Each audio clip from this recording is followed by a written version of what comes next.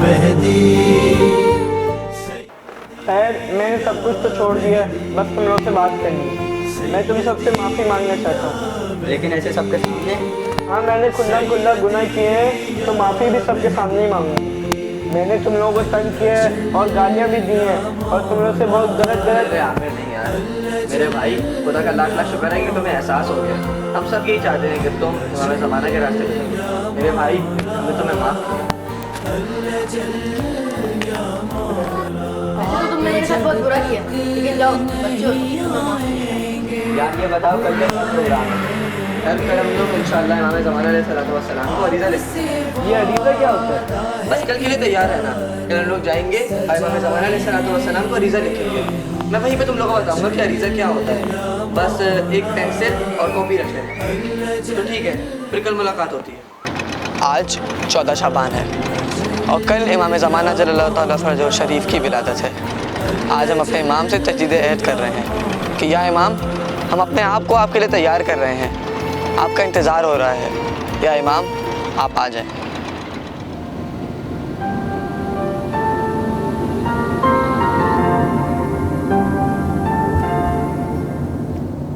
यार ऐसे ही खामोश बैठे हुए हैं, कुछ लगा लो। ये सुनो भाइयों, ये नया तराना आया है, इसका नाम है फरमंदे सलाम।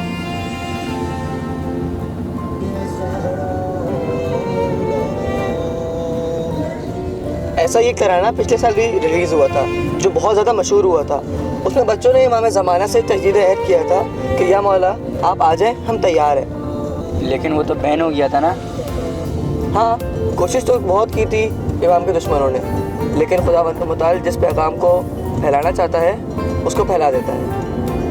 अरे यार छोड़ो, तराना सुनते हैं।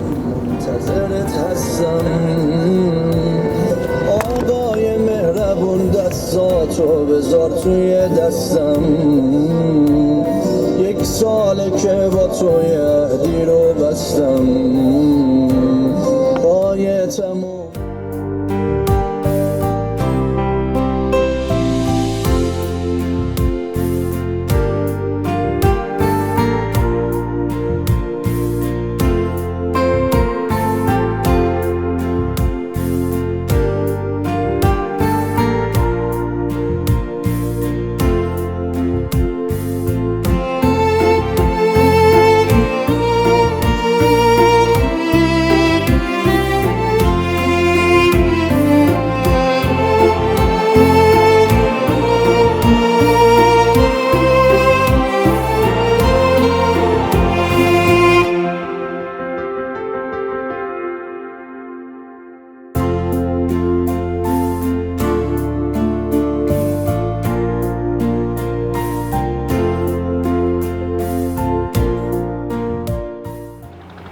तो दोस्तों, आज 14 शाबान है और आज की रात को शब बारात कहते हैं। बारात यानी बरी हो जाना, यानी गुनाहों से दूरी।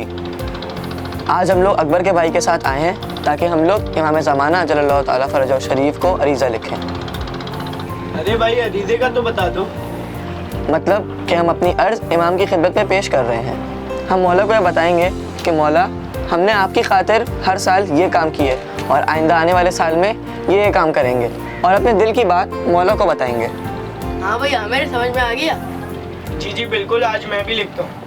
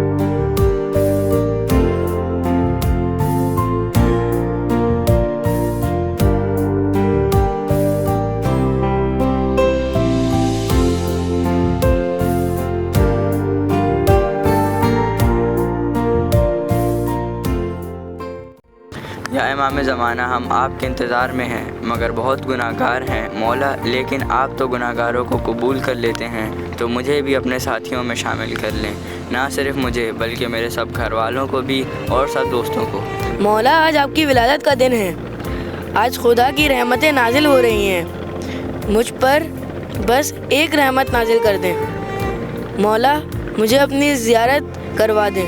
मैं आपको देखे बगैर इस दुनिया में नहीं रहना चाहता। मेरे दिल को इतना पाक कर दें कि मैं आपके काबिल हो जाऊं। या इमाम ज़माना, अब और कितना जुल्म सितम देखेंगे हम। आपके कितने अंसार शहीद कर दिए गए और कितने ही कैद में हैं। मौला, अगर आपको आने में देर है तो हमें अपने पास बुला लें। ये नौजवानी गुनाह की तरफ बुला रही है। कहीं ऐसा ना हो कि हम गुनाहों में पड़ जाएं और आपको भूल जाएं। अब तो हमने अपनी आंखों के सामने हुर बनते देखा है, मगर कहीं मैं उन लोगों में ना हो जाऊं जो आपको मशवरा दें कि करबला की तरफ ना जाएं। मौला, हम तैयार हैं, आप आ जाएं। मुझे तो मौला आपको पुकारना भी नहीं आता। मेरी गुनाहगार आँखों ने सब गुनाह कर लिए, मेरे हाथों ने हाथ के सब गुनाह कर लिए, मेरे पैर सब गुनाहों की महफिल में जा चुके हैं। क्या मैं कबूल हो सकता हूँ? क्या आप मुझे करबला में बुला सकते हैं? हो सकता है मैं इस बिल भी नहीं हूँ, लेकिन बस एक गुजारिश है कि जब मैं कब्र में अकेला हूँ तो आप वहाँ आ जाएंगे।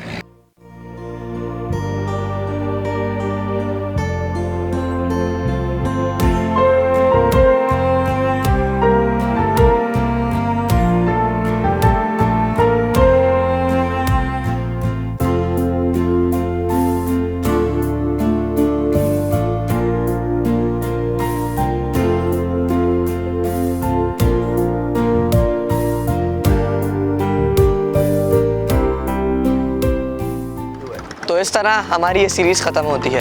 आपने देखा कि किस तरह एक गुनाहगार अपने मौला के ज़हूर को ताख़ीर करता है और किस तरह एक मौला का सिपाही मौला के ज़हूर के लिए असबाब बनाता है।